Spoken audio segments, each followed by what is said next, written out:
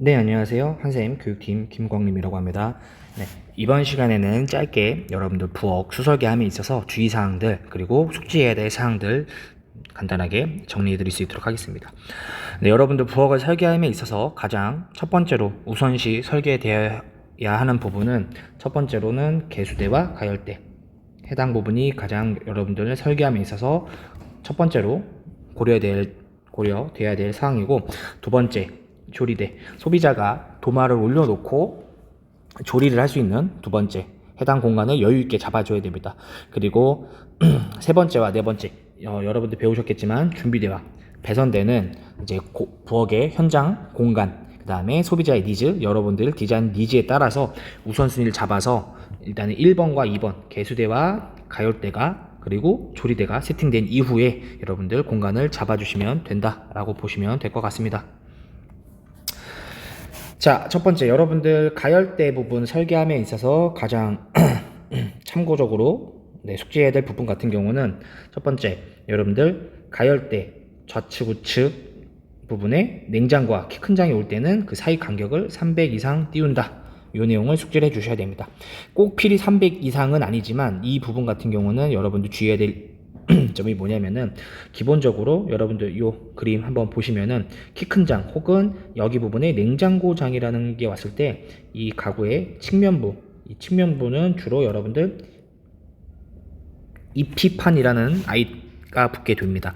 이 이피판 같은 경우는 기본적인 소재는 여러분들 그 PB 그리고 혹은 MDF 같은 나무류, 나무 코어 소재의 표면에다가 필름 등을 입힌 자재라고 보시면 될 것 같습니다. 그러다 보니까 여러분들 기본적으로 요 이피판이라고 하는 가구 부분과 가열대 부분이 너무 가깝게, 여기 간격이 너무 가깝게 설정이 될 경우에는 열기로 인해서 이제 해당 이피판이 불거나 하는 문제들이 생길 수 있기 때문에, 그러니까 불거나 이제 가열 타거나 하는 문제가 있을 수 있기 때문에 이 부분을 여러분들 항상 충분히 띄워줘야 된다라고 보시면 될 것 같고요. 두 번째로는 여러분들 여기 가열대 위쪽에서 냄비를 사용할 때 냄비 주변으로 불꽃이 벌어지기 때문에 그러한 안전상의 문제로 인해서 여러분들 항상 이쪽 부분을 여유있게 잡아줘야 됩니다. 자, 두 번째, 가열대가 오픈된 공간 끝에 올 때는 반드시 배선대를 둬야 된다. 요점 같은 경우는 요 2번 그림, 요 두 번째 그림 보시면 되는데, 기본적으로 만약에 여러분들 여기 이 밑장 부분에 이게 없고 오픈 부분이라는 게 이제 소비자가 돌아다니는 통로 부분, 이 부분이라고 했을 때 바로 이 통로 끝에다가 가열대를 설계할 경우는 소비자가 동선 이동 간에 냄비를 부딪힌다든지 하는 문제, 그 다음에 음식물이 바깥으로 튄다든지 하는 문제들로 안전상의 문제가 있을 수 있기 때문에 기본적으로 오픈면 쪽에는 가열대를 배치하는 게 아닌, 필히 이럴 경우에는 이 이미지처럼 배선대 공간을 조금이라도 항상 설계해주는 습관을 들이시는 게 좋습니다. 세 번째, 쿡탑과 후드 센터는 반드시 맞춘다. 기본적으로 여러분들 부엌을 설계할 때는 요 후드의 센터와 이 가열대 센터는 항상 맞춰주시는 습관을 들이시면 좋습니다. 네. 그래서 요 센터를 맞춰 주셔야 이제 가열대를 사용하면서 나오는 이제 오염 물질이라든지 일산화탄소 등이 이 후드에 잘 배출될 수 있기 때문에 이 부분 항상 참고해 주시면 감사하겠습니다. 그리고 네 번째, 가열대 주위로 서랍장과 망장을 설치하며 서랍장은 600을 사용한다 라고 되어 있기는 하지만, 이 내용은 뭐냐면은 기본적으로 소비자 기준으로 봤을 때 이 가열대 조리를 하고 있는, 끓이고 있는 이 인근 주변에서 이제 양념들을 많이 쓰기 때문에 만약에 여러분들이 소비자에게 망장을 제한한다라고 하면은 가열대 인근에 제한을 해주시는 게 좋더라 라는 내용이고요. 꼭 필수 사항은 아닙니다.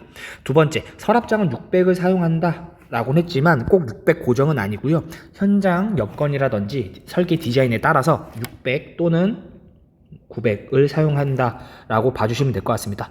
한샘에는 기본적으로 서랍장 같은 경우는 450과 600 그리고 900짜리 서랍장이 있는데, 요건 기본적으로는 시중에 유통되는 가스 3구 혹은 전기 3구 같은 경우들은 대부분 와이드가 600 인근인 경우가 많기 때문에 기본적으로 항상 서랍은 대부분의 경우는 600을 사용하고, 평형대라든지 후드 디자인 등에 따라서 그리고 소비자 니즈에 따라서 900 후드를 요 두 가지를 적절하게 잘 활용해 주시면 될 것 같습니다.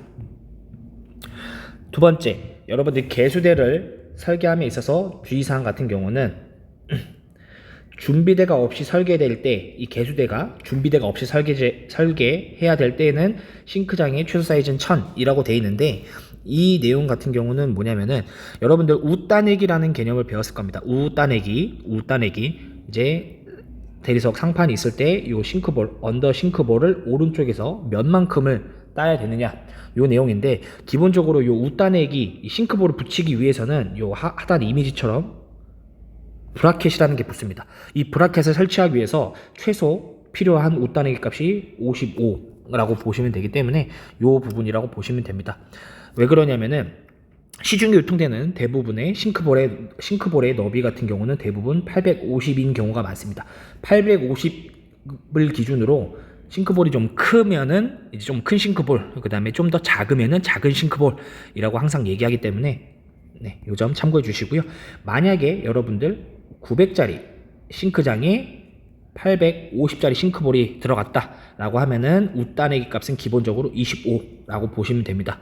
자, 여기서 이제 첫 번째 내용, 준비대 없이 설계된 싱크장 최소 사이즈는 1000이라고 했던 내용은 뭐냐면은 850짜리 싱크볼에 900이 아닌 1000짜리 싱크볼을 사용함으로써, 자, 이미지처럼 이게 만약에 900이 아닌 1000짜리를 사용한다고 했을 때 여기 우따내기 값이 최소 75만큼 확보될 수 있기 때문에 요 점이라고 보시면 되고요. 만약에 여러분이 설계하고 상담한 싱크볼이 850짜리가 아닌 예를 들어 740짜리 볼이었다든지 할 경우에는 꼭 1000을 쓸 필요는 없습니다. 요 내용의 요지는 최소 우따내기 값을 55 이상을 확보하는 데 주력이다 라고 보시면 될 것 같습니다. 자, 두 번째는 수도, 분배기는 반드시 싱크장 안에 위치하여야 한다. 네, 요 점 같은 경우도 필수 부분은 아니지만 가급적이면은 여러분들 요 싱크장이 들어가는 요 싱크볼 부분에는 주로 이제 죽는 공간이라고 통칭합니다.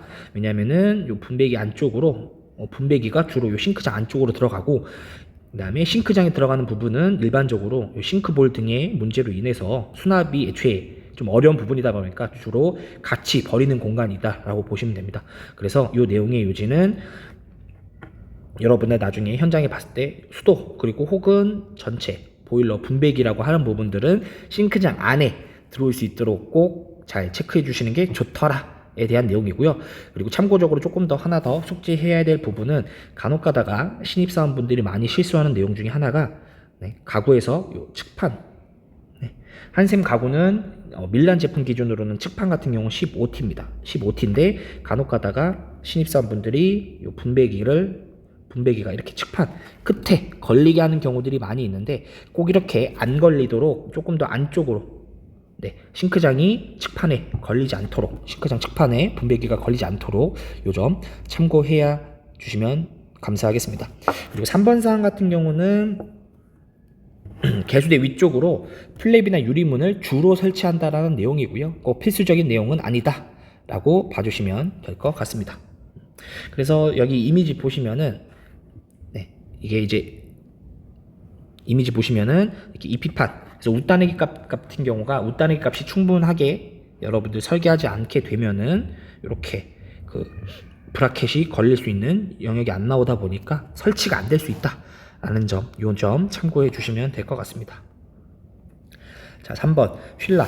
자, 여러분들 휠라 같은 경우는 기본적으로 가구와 벽 사이에 비는 공간을 마감하기 위해서 들어가는 마감재다. 그리고 도어의 개폐를 원활하게 해주는 마감재다 라고 보시면 되고요.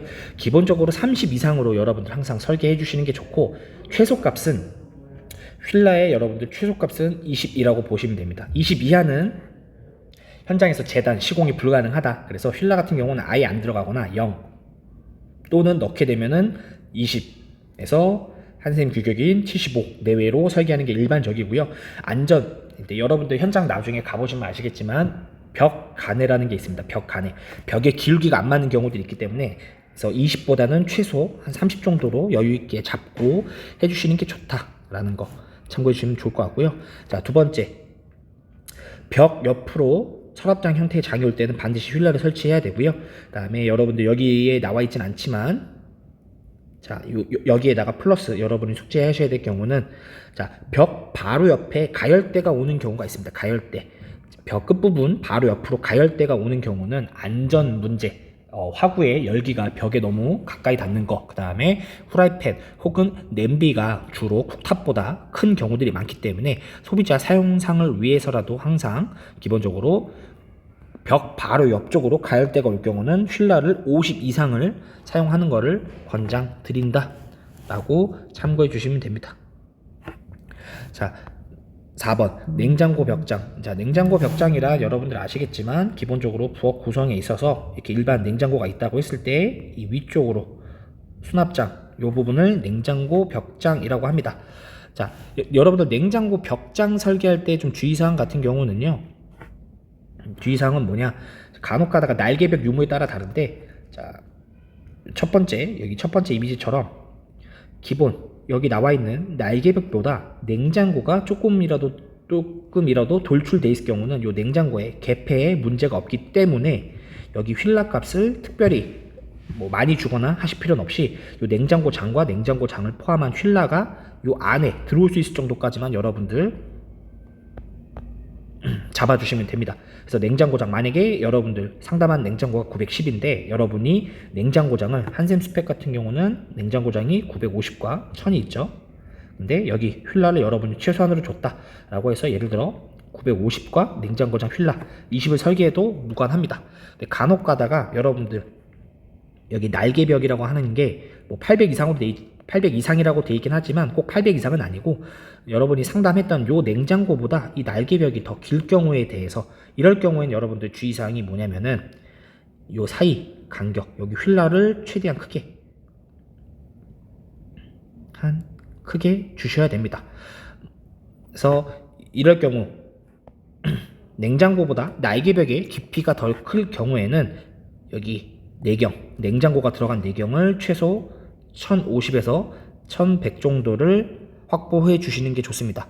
그 이유 같은 경우는 냉장고를 개폐할 때, 여러분들 요 냉장고를 개폐할 때 기본적으로 시중에 대부분 냉장고가 110도에서 130도 이상 개폐되는데, 날개벽이 길 경우에 여러분들 여기 공간을 충분하게 확보하지 않으면 이 냉장고가 도어가 제대로 개폐 안 되는 점이 있고요.